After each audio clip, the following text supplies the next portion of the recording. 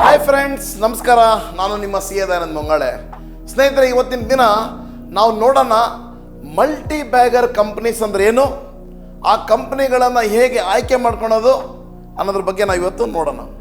ಸ್ನೇಹಿತರೆ, multi bagger companies ಅಂದರೆ those companies which are growing rapidly, ಅಂದರೆ ಅತಿ ಹೆಚ್ಚಿನ ವೇಗವಾಗಿ ಈ ಕಂಪನಿ ಗ್ರೋ ಆಗ್ತಕ್ಕಂತಹ ಕಂಪ್ನಿಗಳು, ಹಾಗೂ ಇವು ಹೆಚ್ಚಿನ ವೆಲ್ತ್ಗಳನ್ನು ಕ್ರಿಯೇಟ್ ಮಾಡಿ ಕೊಡ್ತಕ್ಕಂಥ ಸಾಮರ್ಥ್ಯ ಇರತಕ್ಕಂಥದ್ದು. ಅಂದರೆ ಕೇವಲ ಪ್ರಾಫಿಟ್ಸ್ಗಳಲ್ಲ, ಹಣದ ಸಂಪತ್ತನ್ನೇ ನಮಗೆ ಒದಗಿಸ್ಕೊಡ್ತಕ್ಕಂಥ ಕಂಪನಿಗಳು. ಸ್ನೇಹಿತರೆ, ಪ್ರಾಫಿಟ್ಸ್ ಅಂತಂದರೆ ಒಂದು ಖರ್ಚಿಗಾಗಷ್ಟು ಅಥವಾ ಒಂದು ಒಳ್ಳೆ ಲಾಭ ಮಾಡದೆ ಅಂತ ಹೇಳ್ಬೋದು. ಆದರೆ ಈ ರೀತಿಯ ಕಂಪನಿಗಳನ್ನು ಹೂಡಿಕೆ ಮಾಡಿದ್ರೆ ಸ್ವಲ್ಪ ಹಣವನ್ನು ಹೂಡಿಕೆ ಮಾಡಿ ಬ್ಯಾಗ್ ಗಟ್ಟಲೆ ಹಣವನ್ನು ತೊಗೊಂಬರ್ತಕ್ಕಂಥ ಕೆಪಾಸಿಟಿ ಇರತಕ್ಕಂಥ ಒಂದು ಕಂಪನಿಗಳು. ಸೊ ಹಾಗಾದರೆ ಸ್ನೇಹಿತರೆ, ಬನ್ನಿ ಈ ಮಲ್ಟಿ ಬ್ಯಾಗರ್ ಕಂಪನೀಸ್ಗಳು ಯಾವ ಯಾವ ರೀತಿಯ ಕ್ಯಾರೆಕ್ಟರಿಸ್ಟಿಕ್ಸ್ಗಳನ್ನು ಹೊಂದಿರ್ತವೆ ಅಂತ. ನಂಬರ್ 1, ಈ ಕಂಪನಿಗಳಿಗೆ ಸಿಕ್ಕಾಪಟ್ಟೆ ಗ್ರೋತ್ ಪೊಟೆನ್ಷಿಯಲ್ ಇರುತ್ತೆ. ಅಂದರೆ ಯಾವುದೇ ಒಂದು ಹೊಸ ಪ್ರಾಡಕ್ಟ್ಗಳನ್ನು, ಸರ್ವಿಸ್ಗಳನ್ನು ಮಾರ್ಕೆಟಿಗೆ ಇಂಟ್ರೊಡ್ಯೂಸ್ ಮಾಡಿದ್ದಾವೆ ಅಂದರೆ ಅದಕ್ಕೆ ಅತಿ ಹೆಚ್ಚಿನ ಒಂದು ಡಿಮ್ಯಾಂಡ್ ಬರಬಹುದು ಅನ್ನುವ ಒಂದು ಸಾಧ್ಯತೆಗಳು ತುಂಬ ಜಾಸ್ತಿ ಇರ್ತವೆ. ಎರಡನೇದಾಗಿ, ಈ ಒಂದು ಕಂಪನಿಗೆ ತನ್ನ ರಿಸರ್ಚ್ ಆ್ಯಂಡ್ ಡೆವಲಪ್ಮೆಂಟ್ ಟೀಮ್ ತುಂಬ ಸ್ಟ್ರಾಂಗ್ ಆಗಿರುತ್ತೆ. ಅಂದರೆ ಯಾವ ರೀತಿಯ ಹೊಸ ಹೊಸ ಪ್ರಾಡಕ್ಟ್ಗಳನ್ನು ನಾವು ತರಬಹುದು, ಯಾವ ರೀತಿಯ ಅನ್ವೇಷಣೆಗಳನ್ನು ಮಾಡಬಹುದು ಅನ್ನೋ ಒಂದು ಸಾಮರ್ಥ್ಯ ತುಂಬ ಹೆಚ್ಚಾಗಿರುತ್ತೆ. ಅದೇ ರೀತಿ ಈ ಕಂಪನಿಗಳಿಗೆ ಮಾರ್ಕೆಟ್ನಲ್ಲಿ ಲೀಡರ್ಸ್ ಆಗುವಂಥ ಎಲ್ಲ ಸಾಧ್ಯತೆಗಳು ಇರುತ್ತೆ. ಅಂದರೆ ತಮಗೆ ಯಾರು ಕಾಂಪಿಟೇಟರ್ಸೇ ಇಲ್ಲ, ತಾವು ಮೋನೋಪೊಲಿ ಆಗ್ತಕ್ಕಂಥ ಸಾಧ್ಯತೆಗಳೇ ಹೆಚ್ಚಿರುತ್ತೆ ಅನ್ನೋದು ನಮಗೆ ಇದರಿಂದ ಗೊತ್ತಾಗ್ತಾ ಇದೆ. ನಾಲ್ಕನೇದಾಗಿ, these are the products which are very unique in nature. ಅಂದರೆ ಈ ರೀತಿಯ ಪ್ರಾಡಕ್ಟ್ಸ್ಗಳು, ಸರ್ವಿಸಸ್ಗಳು ಸಾಮಾನ್ಯವಾಗಿ ಎಲ್ಲರ ಹತ್ರನೂ ಮಾಡಲಿಕ್ಕಾಗಲ್ಲ. ಐದನೇದಾಗಿ, these companies are having very few competitors in the market. ಸ್ನೇಹಿತರೆ, ಫಾರ್ ಎಕ್ಸಾಂಪಲ್ ತಗೊಳ್ಳೋಣ, ಬ್ಯಾಂಕಿಂಗ್ ಸೆಕ್ಟರ್. ದುಡ್ಡಿದೆ ಅಂತೇಳಿ ಬ್ಯಾಂಕಿಂಗ್ ಸೆಕ್ಟರ್ ಬ್ಯಾಂಕ್ ಸ್ಟಾರ್ಟ್ ಮಾಡ್ಲಿಕ್ಕೆ ಆಗುತ್ತಾ private limited bank? For example HDFC bank ಇರ್ಬೋದು, ICICI ಬ್ಯಾಂಕ್ ಇರ್ಬೋದು. ಅದೇ ರೀತಿಯ ಬ್ಯಾಂಕಿಂಗ್ ಲೈಸೆನ್ಸ್ ಈಸಿಲಿ ಸಿಕ್ಬಿಡುತ್ತಾ? No. The competitors are very less. ನಾವು ಬ್ಯಾಂಕ್ ನಿಫ್ಟಿ ಅಂತ ತಗೊಂಡಾಗ ಕೇವಲ 12 ಬ್ಯಾಂಕ್ಗಳ ಸಮೂಹಕ್ಕೆ ನಾವು ಬ್ಯಾಂಕ್ ನಿಫ್ಟಿ ಅಂತ ಕರಿತೀವಿ. ಅಂದರೆ ಈ 12 ಬ್ಯಾಂಕ್ಗಳು ಅತಿ ಸಾಮರ್ಥ್ಯವನ್ನು ಹೊಂದಿರತಕ್ಕಂಥ ಬ್ಯಾಂಕ್ಗಳು. ಸೊ ನಮ್ಮ ಹತ್ರ ದುಡ್ಡಿದೆ ಅಂದರೆ ನಾಳೆ ಬೆಳಗ್ಗೆನೆ ಹೋಗಿ ಬ್ಯಾಂಕಿಂಗ್ ಲೈಸೆನ್ಸ್ ತೊಗೊಂಡ್ಬಿಡೋಕ್ಕಾಗುತ್ತಾ? ಆಗಲ್ಲ. ಸೊ ಈ ಮಲ್ಟಿ ಬ್ಯಾಗರ್ ಕಂಪನೀಸ್ ಅಂದರೆ ಅವ್ರಿಗೆ ಕಾಂಪಿಟೇಟರ್ಸ್ ತುಂಬ ಕಡಿಮೆ ಇರ್ತಾರೆ ಅನ್ನೋದು ನಮ್ಗೆ ಅರ್ಥ ಆಗ್ತಾ ಇದೆ. ಹಾಗೂ 6ನೇ ಪಾಯಿಂಟ್ ಸ್ನೇಹಿತರೆ, power to set aggressive prices for their products and services. ತಮ್ಮ ಪ್ರಾಡಕ್ಟ್ಸ್ ಅತಿ ಒಂದು ಸ್ಪೆಷಲ್ ಆಗಿದೆ ಅಂದರೆ ತಮಗೆ ಬೇಕಾದಂತಹ ಪ್ರೈಸ್ಗಳನ್ನು ಸೆಟ್ ಮಾಡ್ಬೋದು. ಪ್ರೈಸ್ ಜಾಸ್ತಿ ಇದ್ದಾಗ, ಕಾಸ್ಟ್ ಕಡಿಮೆ ಇದ್ದಾಗ ಪ್ರಾಫಿಟ್ ಜಾಸ್ತಿ ಆಗುತ್ತೆ. ಪ್ರಾಫಿಟ್ ಜಾಸ್ತಿ ಆದಾಗ ಶೇರ್ ಹೋಲ್ಡರ್ಸ್ಗೆ ಅರ್ನಿಂಗ್ ಪರ್ ಶೇರ್ ಜಾಸ್ತಿ ಆಗುತ್ತೆ. ಅರ್ನಿಂಗ್ ಪರ್ ಶೇರ್ ಜಾಸ್ತಿ ಆದಾಗ PE ರೇಷಿಯೋ ಕೂಡ ಕಡಿಮೆ ಆಗುತ್ತೆ. ಸೊ ಹಾಗಾಗಿ ಇವರ ಪ್ರಾಡಕ್ಟ್ಸ್ಗಳಿಗೆ ತಾವೇ ಅಗ್ರೆಸಿವ್ ಆಗಿ ಪ್ರೈಸ್ ಫಿಕ್ಸ್ ಮಾಡ್ಬೋದು ಅನ್ನೋದು ಈ ಕಂಪನಿಗಳ ವೈಶಿಷ್ಟ್ಯತೆ ಆಗಿರುತ್ತದೆ. ಸೊ 7ನೇ point, lower debt to equity ratio. ಅಂದರೆ ಸ್ನೇಹಿತರೆ, ಯಾವ ಕಂಪನಿಗಳಿಗೆ ಸಾಲಗಳು ಕಡಿಮೆ ಇದೆನೋ ಆ ರೀತಿಯ ಕಂಪನಿಗಳು ಮುಂದಿನ ದಿನಗಳಲ್ಲಿ ಮಲ್ಟಿ ಬ್ಯಾಗರ್ ಆಗುವಂಥ ಸಾಧ್ಯತೆಗಳು ಜಾಸ್ತಿ ಇದೆ ಅಂತ ಅರ್ಥ. ಅಂದರೆ ಸಾಲಗಳು ಕಡಿಮೆ ಇದ್ದು ಸ್ವಂತ ಇಕ್ವಿಟಿ ಜಾಸ್ತಿ ಇದೆ ಅಂದರೆ ಡೆಟ್ ಟು ಇಕ್ವಿಟಿ ರೇಷಿಯೋ ಕಡಿಮೆ ಇದೆ ಅಂತ ಅರ್ಥ. ಹಾಗಾದರೆ ಮನಸ್ಸಲ್ಲಿ ಬರ್ತಾ ಇರ್ಬೋದು, ಎಷ್ಟಿರಬೇಕು ಸರ್ ಇದು ಡೆಟ್ ಟು ಇಕ್ವಿಟಿ? ಅಂದರೆ 0.5ಗಿಂತ ಕಡಿಮೆ ಇತ್ತು ಅಂದರೆ it is considered as a good company. 8ನೇ point, having the experience and the skilled leaders. ಸ್ನೇಹಿತರೆ, ಒಬ್ಬ MD ಅಥವಾ director of a company very well experience, ಸಾಕಷ್ಟು ಕಂಪನಿಗಳನ್ನು ಫ್ಲೋಟ್ ಮಾಡಿ ಪ್ರಾಫಿಟಬಲ್ ಆಗಿ ತಂದಿರತಕ್ಕಂತಹ ಒಂದು ಎಕ್ಸ್ಪೀರಿಯನ್ಸ್ ಇತ್ತು ಅಂದರೆ ಆ ಕಂಪನಿ ಡೈರೆಕ್ಟರ್ ಏನಾದರೂ ಈ ರೀತಿಯ ಎಕ್ಸ್ಪೀರಿಯನ್ಸ್ ಇರೋ ಇದ್ದರೆ, ಫಾರ್ ಎಕ್ಸಾಂಪಲ್ ಮುಖೇಶ್ ಅಂಬಾನಿಯವರ ಇವತ್ತು ಟ್ರ್ಯಾಕ್ ರೆಕಾರ್ಡ್ ತುಂಬ ಚೆನ್ನಾಗಿದೆ ಅಂತ ನಾವೆಲ್ಲ ಗೊತ್ತು ನಮಗೆಲ್ಲರಿಗೂ. ಫಾರ್ ಎಕ್ಸಾಂಪಲ್ ಮುಖೇಶ್ ಅಂಬಾನಿಯವರು managing director of Reliance Industries. ನಿಮಗೆ ತುಂಬ ಚೆನ್ನಾಗಿ ಗೊತ್ತು, ಈಸ್ ವೆರಿ ಸಕ್ಸಸ್ಫುಲ್, ಹಾಗೂ ನಮ್ಮ ದೇಶದ ಅತಿ ರಿಚೆಸ್ಟ್ ಪರ್ಸನ್ನಲ್ಲಿ ಅವರು ಕೂಡ ಒಬ್ಬರು ಅಂತ. ಅವರೇನಾದರೂ ಒಂದು ಹೊಸ ಕಂಪ್ನಿನ ಹುಟ್ಟಾಕ್ತಾ ಇದ್ದಾರೆ ಅಂದರೆ, ಅವರಲ್ಲಿ ಏನಾದರೂ ಹೊಸ ವೈಶಿಷ್ಟ್ಯತೆ ಇರತಕ್ಕಂಥ ಒಂದು ಕಂಪ್ನಿ ಏನಾದರೂ ಫಾರ್ಮ್ ಆಗ್ತಾ ಇದೆ ಅಂದರೆ, ಅವರೇನಾದರೂ ಡೈರೆಕ್ಟರ್ ಅಥವಾ ಮ್ಯಾನೇಜಿಂಗ್ ಡೈರೆಕ್ಟರ್ ಆದರೆ ನಮಗೇನು ಅನಿಸುತ್ತೆ, ಆ ಕಂಪ್ನಿ ಮುಂದಿನ ದಿನಗಳಲ್ಲಿ ಒಂದು ಮಲ್ಟಿಬ್ಯಾಗರ್ ಕಂಪ್ನಿ ಆಗುತ್ತೆ ಅಂತ ಅನಿಸುತ್ತೋ ಇಲ್ವೋ? Yes, that was my point. ಸ್ನೇಹಿತರೆ, 9ನೇ point, lower P E ratio. ನಾವು ಆಲ್ರೆಡಿ ಭಾಳಷ್ಟು ಸರಿ ಎಕ್ಸ್ಪ್ಲೇನ್ ಮಾಡಿದ್ದೀನಿ. ಪಿ ಇ ರೇಷಿಯೋ ಅಂದರೆ ₹1 ದುಡಿಲಿಕ್ಕೆ ಎಷ್ಟು ಹಣವನ್ನು ಒದಗಿಸ್ಬೇಕು ಅನ್ನೋದ್ರ ಬಗ್ಗೆ ಹೇಳಿದ್ದೀನಿ. ಸೊ ನಾವು ಈ ಪಾಯಿಂಟ್ನ ತಗೊಳ್ಳೋಣ. ಪಿ ಇ ರೇಷಿಯೋ ಎಷ್ಟಿರಬೇಕು ಅಂದರೆ 25ಕ್ಕಿಂತ ಕಡಿಮೆ ಇರಬೇಕು. ಸೊ ಇದಾಗಿತ್ತು ನಮ್ಮ 9ನೇ ಪಾಯಿಂಟ್. 10ನೇ ಪಾಯಿಂಟ್ ಬಂದ್ಬಿಟ್ಟು ಲೋವರ್ ಪೆಗ್ ರೇಷಿಯೋ. ಸ್ನೇಹಿತರೆ, ಒಂದು ಕಂಪನಿ ಪಿ ಇ ರೇಷಿಯೋ ಜಾಸ್ತಿ ಇರ್ಬೋದು ಇನ್ನೊಂದು ಕಂಪನಿಗೆ ಕಂಪೇರ್ ಮಾಡಿದಾಗ, ಆದರೆ ಅದರ ಗ್ರೋತ್ ಪೊಟೆನ್ಷಿಯಲ್ ಏನಾದರೂ ಅದರದ್ದು ಜಾಸ್ತಿ ಇದ್ದಿದ್ದೇ ನಿಜ ಆದರೆ ನಾವು ಗ್ರೋತ್ ಪೊಟೆನ್ಷಿಯಲ್ ಜಾಸ್ತಿ ಇರ್ತಕ್ಕಂಥ ಒಂದು ಕಂಪನಿನ ಆಯ್ಕೆ ಮಾಡ್ಕೋಬೇಕು.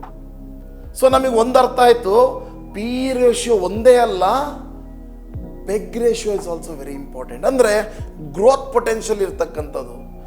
ಅಂದ್ಕೊಳ್ಳಿ, ಎ ಕಂಪ್ನಿಯ ಪಿ ಇ ರೇಷಿಯೋ 10 ಇದೆ, ಬಿ ಕಂಪ್ನಿಯ ಪಿ ಇ ರೇಷಿಯೋ 20 ಇದೆ, ಆದರೆ ಎ ಕಂಪ್ನಿಗೆ ಫ್ಯೂಚರೇ ಇಲ್ಲ, ಇನ್ನೊಂದು 2-3 ವರ್ಷದಲ್ಲಿ ಆ ಇಂಡಸ್ಟ್ರಿಗೆ ಲೈಫೇ ಇಲ್ಲ ಅಂತ ಅನಿಸಿದರೆ, ನಾವು ಎ ಕಂಪ್ನಿಯ ಪಿ ಇ ರೇಷಿಯೋ ಕಡಿಮೆ ಇದ್ದರೂ ಕೂಡ ಗ್ರೋತ್ ಪೊಟೆನ್ಷಿಯಲ್ ಇರ್ತಕ್ಕಂಥದ್ದು ಯಾವುದು? ಬಿ ಕಂಪ್ನಿಗೆ. ಸೊ ನಾವು ಬಿ ಕಂಪನಿಯನ್ನು ನಾವು ಮಲ್ಟಿಬ್ಯಾಗರ್ ಕಂಪ್ನಿಯಾಗಿ ಆಯ್ಕೆ ಮಾಡ್ಕೋಬೋದು ಅನ್ನೋದು ನನ್ನ ಒಂದು ಮಾತಿನ ಅರ್ಥ. 11ನೇ ಪಾಯಿಂಟು, ಪ್ರಮೋಟರ್ಸ್ ಹೋಲ್ಡಿಂಗ್ ಪರ್ಸೆಂಟೇಜ್. ಸ್ನೇಹಿತರೆ, ಒಬ್ಬ ಪ್ರಮೋಟರ್ ಅಂದರೆ ಯಾರು ಕಂಪನಿಯನ್ನು ಹುಟ್ಟು ಹಾಕಿದಾರೋ ಅವರು ಆ ಕಂಪನಿನಲ್ಲಿ ಹೋಲ್ಡಿಂಗ್ 51%ಗಿಂತ ಹೆಚ್ಚಿರಬೇಕು.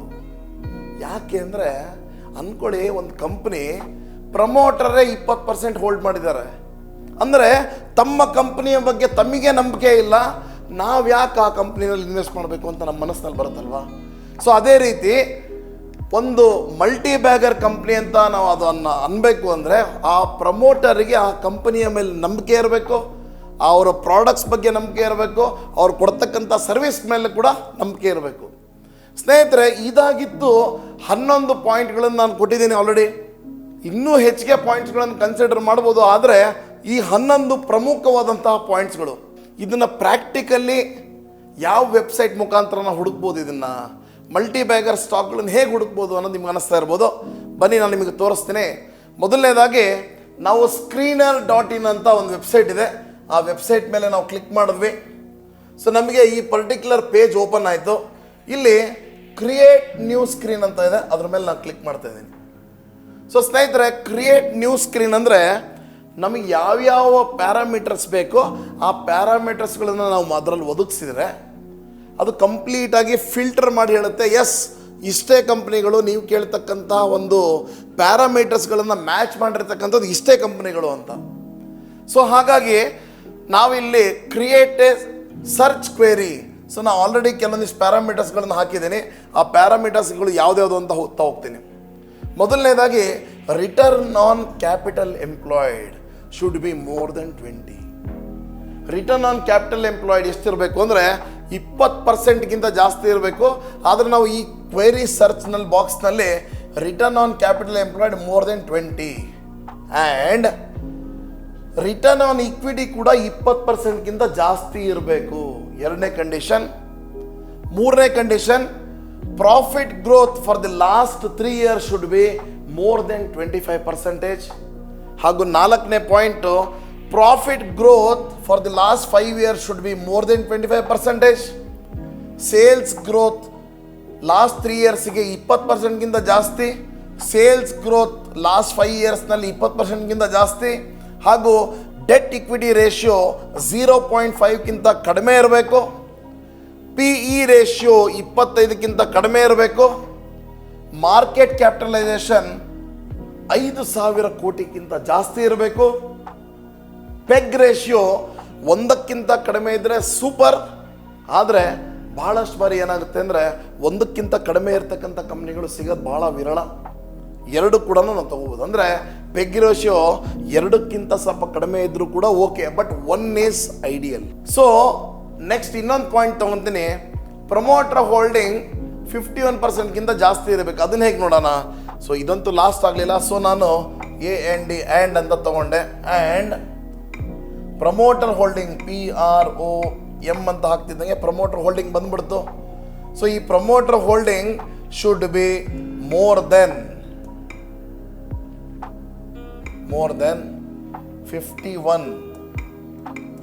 51 ಅಂತ ಹಾಕಿದೆ. Run the query. ಸ್ನೇಹಿತರೆ, ರನ್ ಮಾಡಿದ ಕ್ವೆರಿನ ಕೇವಲ 2 ಕಂಪ್ನಿಗಳು ನಾನು ಕೇಳಿರ್ತಕ್ಕಂಥ ಪ್ಯಾರಾಮೀಟರ್ಸ್ಗಳನ್ನು ಫುಲ್ಫಿಲ್ ಮಾಡಿದೆ. ಸ್ನೇಹಿತರೆ, ಈ video this is purely for educational purpose. ಯಾವುದೇ ರೀತಿಯ ಈ ಕಂಪನಿಗಳನ್ನು ಎಸ್ ಸರ್ ತೋರಿಸಿದ್ರು ವಿಡಿಯೋದಲ್ಲಿ ಅಂತ ಹೇಳಿ ಇನ್ವೆಸ್ಟ್ ಮಾಡಬಾರ್ದು. Please consult your financial advisor before taking any financial decisions. ಈ ಡಿಸ್ಕ್ಲೇಮರ್ನ ನಾನು ಪ್ರತಿ ಬಾರಿ ಹೇಳ್ತಾನೆ ಇರ್ತೀನಿ, ಯಾಕಂದರೆ ನಾನು ಮಾಡ್ತಕ್ಕಂಥದ್ದು ಎಜುಕೇಷನಲ್ ವಿಡಿಯೋಸ್. ದಯವಿಟ್ಟು ಎಜುಕೇಷನ್ ಪಡ್ಕೊಂಡು ಇನ್ವೆಸ್ಟ್ ಮಾಡಿ ಅನ್ನೋ ಒಂದು ಉದ್ದೇಶ ಮಾತ್ರ ನಂದು. ಸೊ ಹಾಗಾದರೆ ಈ ಪ್ಯಾರಾಮೀಟರ್ಸ್ಗಳನ್ನ ಹೇಗೆ ನೋಡಬಹುದು ಅನ್ನೋದನ್ನು ನಾವು ಈ screener.in ಮುಖಾಂತರ ನಾವು ಇವತ್ತಿನ ದಿನ ಕಲ್ತ್ಕೊಂಡ್ವಿ. ಸೊ ಈ ವಿಡಿಯೋ ನಿಮಗೆ ಹೆಲ್ಪ್ಫುಲ್ ಆಗಿದೆ ಅಂತ ಭಾವಿಸ್ತಾ ಇದ್ದೀನಿ. ಯಾಕಂದರೆ ಮಲ್ಟಿ ಬ್ಯಾಗರ್ ಸ್ಟಾಕ್ಸ್ಗಳನ್ನು, ಫಾರ್ ಎಕ್ಸಾಂಪಲ್ ನಮ್ಮ ಹತ್ರ 1 ಲಕ್ಷ ದುಡ್ಡಿದೆ, 100 ಮಲ್ಟಿ ಬ್ಯಾಗರ್ ಕಂಪ್ನಿಗಳನ್ನು ಆಯ್ಕೆ ಮಾಡಿ ಪ್ರತಿಯೊಂದರಲ್ಲೂ 1,000 ಏನಾರ ಹಾಕಿದ್ದೆ ನಿಜ ಆದರೆ ಅದು ಸಂಪತ್ತು ಎಲ್ಲಿಗೋ ಕ್ರಿಯೇಟ್ ಆಗಿರುತ್ತೆ. ಯಾಕಂದರೆ 20 ಕಂಪ್ನಿಗಳು ಫೇಲ್ ಆಗಲಿ, 50 ಕಂಪ್ನಿಗಳು ಫೇಲ್ ಆಗಲಿ, ಕೇವಲ 50 ಕಂಪ್ನಿಗಳು ನಾವು ಅಂದ್ಕೊಂಡ ಹಾಗೆ ಏನಾರ ಬೆಳೆದಿದ್ದೇ ನಿಜ ಆದರೆ ನಮ್ಮ ಒಂದು ಇನ್ವೆಸ್ಟ್ಮೆಂಟು ಅತಿ ದೊಡ್ಡ ಸಂಪತ್ತಾಗಿ ಕನ್ವರ್ಟ್ ಆಗಿರುತ್ತೆ ಅನ್ನೋದು ನನ್ನ ಭಾವನೆ. ಈ ವಿಡಿಯೋ ನಿಮಗೆ ಇಷ್ಟ ಆಗಿದೆ ಅಂತ ಭಾವಿಸ್ತಾ ಇದ್ದೀನಿ. ಹಾಗಾದರೆ ನನ್ನ ವಿಡಿಯೋ ಇಷ್ಟ ಆಗಿದೆ ಅಂದರೆ ದಯವಿಟ್ಟು ಲೈಕ್ ಮಾಡಿ, ಶೇರ್ ಮಾಡಿ, ಹಾಗೂ ಹೊಸಬ್ರು ಯಾರು ನೋಡ್ತಾ ಇದ್ದರೆ ಸಬ್ಸ್ಕ್ರೈಬ್ ಮಾಡಿ, ಹಾಗೂ ಬೆಲ್ ಐಕನ್ನ ಪ್ರೆಸ್ ಮಾಡೋದನ್ನು ಮರಿಬೇಡಿ. Thank you so much. Stock ಮಾರ್ಕೆಟ್ನ ಸಂಪೂರ್ಣ ಶಿಕ್ಷಣ, complete full stop course, fundamental analysis, technical analysis, candle sticks analysis, indicator analysis, ಹಾಗೂ futures and option, Chanakya analysis, ಹಾಗೂ ಸಪ್ತಸ್ವರಗಳ ಬಗ್ಗೆ ಜ್ಞಾನ. ಸ್ಟಾಪ್ ಲಾಸ್ ಇಲ್ಲದೆ ಹೆಡ್ಜಿಂಗ್ ಮಾಡಿ ಹಣ ಗಳಿಸಬೇಕೆ? ಸಂಪರ್ಕಿಸಿ CA Dayanand Bongali, stock market training institute, Rajajinagar, first block, Bengaluru.